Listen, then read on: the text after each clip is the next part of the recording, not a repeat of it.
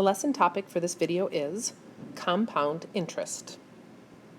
Okay, so let's take a look at this first example. Now this is an example of something that is exponential growth because the interest on our $100, let's say if we put $100 in a bank and we had 6% annual interest, which you will not really find today, but if you did, this is of course a percentage increase, so it's an example of exponential growth. So if we use our model that we've been using for exponential growth, y equals a times the quantity 1 plus r raised to the x power, okay, we would know that we can put our rate in for r and our initial amount, $100, in for a.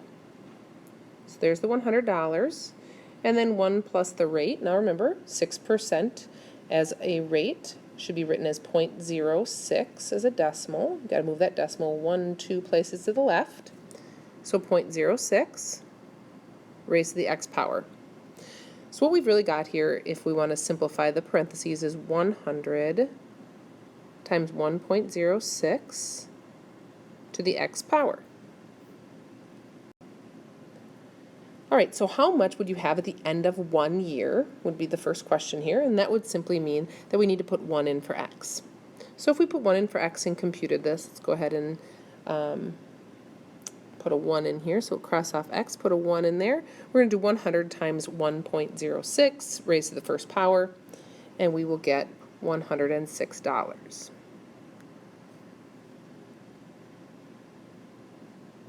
All right.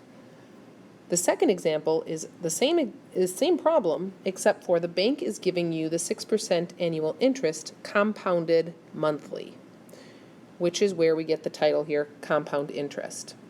So this one is going to be a little bit different. So what does it mean if the interest is compounded monthly?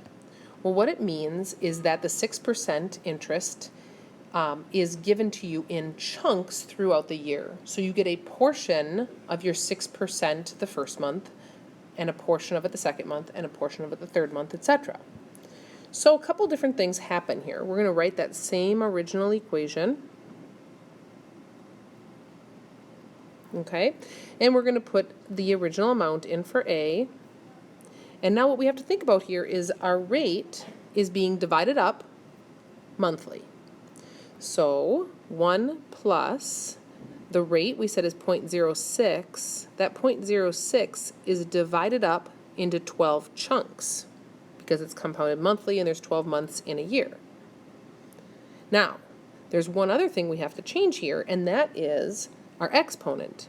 Okay, our exponent says how many years, does our money grow? Well, now it's growing several times a year. How many times? Well, 12 times. So what we need to do is we need to take the 12 and multiply it by x, because there's 12 months, or 12 times during the year that it is compounding. So here is the general form for our compound interest problem with $100 with 6% annual interest compounded monthly. Y equals 100, our original amount, times the quantity 1 plus our rate divided up by 12 months, all raised to 12 times it's being, the interest is being accrued times the number of years. Okay, so how much would we have at the end of 1 year? Well, we're going to once again then be able to put a 1 in for x right here. So I'll kind of rewrite that here. So y equals 100 times 1 plus 0.06 over 12, all raised to the 12 times 1, which is 12. All right, so when we multiply that out, we're going to get, for our money, we're going to get $106.17. So notice that same $100 with 6% interest, you will have gained just a little bit more money because you're getting some of that interest earlier on in the year, and then that money is kind of compounding along the way throughout that year. So a little bit more money if we're compounding our interest rate monthly. So like I mentioned on the previous screen, compound interest therefore is a special case for exponential growth, in which the annual rate is divided into pieces. So here is our nice handy way of writing that out, just like we showed on the previous screen.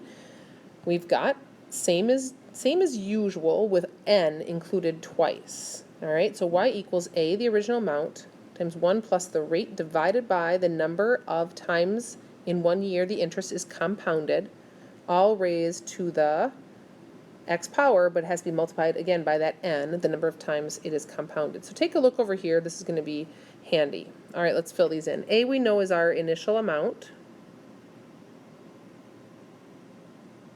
or original amount, or starting amount, whatever you want to say there. R is our rate of interest.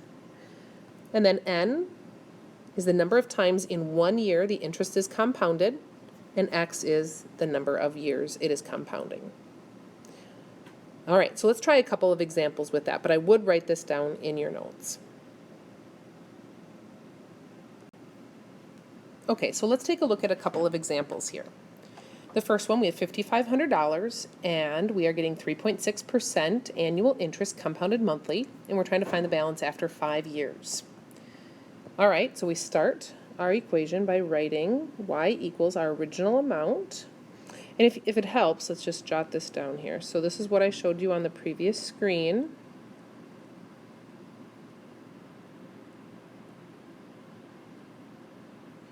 All right, so y equals our original amount, A, so $5,500, times 1 plus the rate. Now be careful, again, we got to move this decimal 1, 2 places to the left. So 0.036 divided by n, the number of times it's compounding in a year, so monthly is 12, all raised to that same number 12 times the number of years that the money will be in the account, which is 5. Now here is one of the big problems with this section. When you're typing this into your calculator, you need a lot of parentheses. Okay? I'm going to put a couple more sets of parentheses in here to show you where you need them.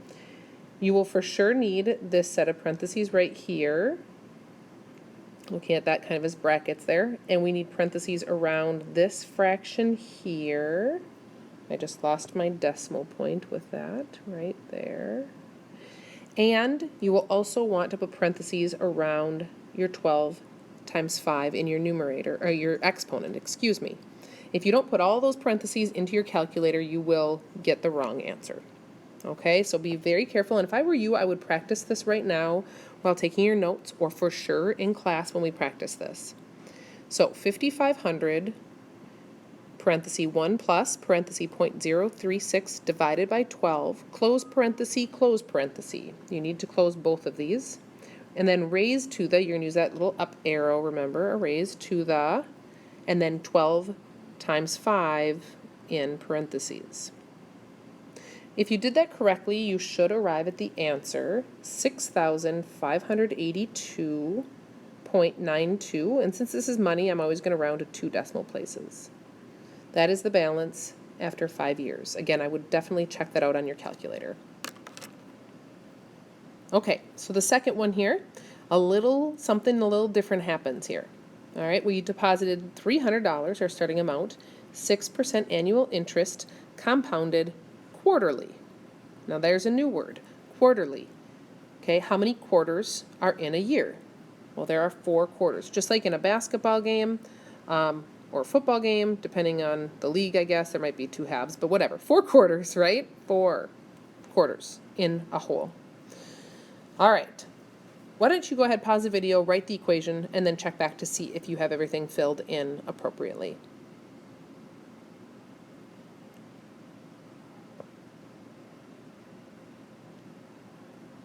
All right, so you should have y equals 300, the original amount, times 1 plus the rate as a decimal, 0.06.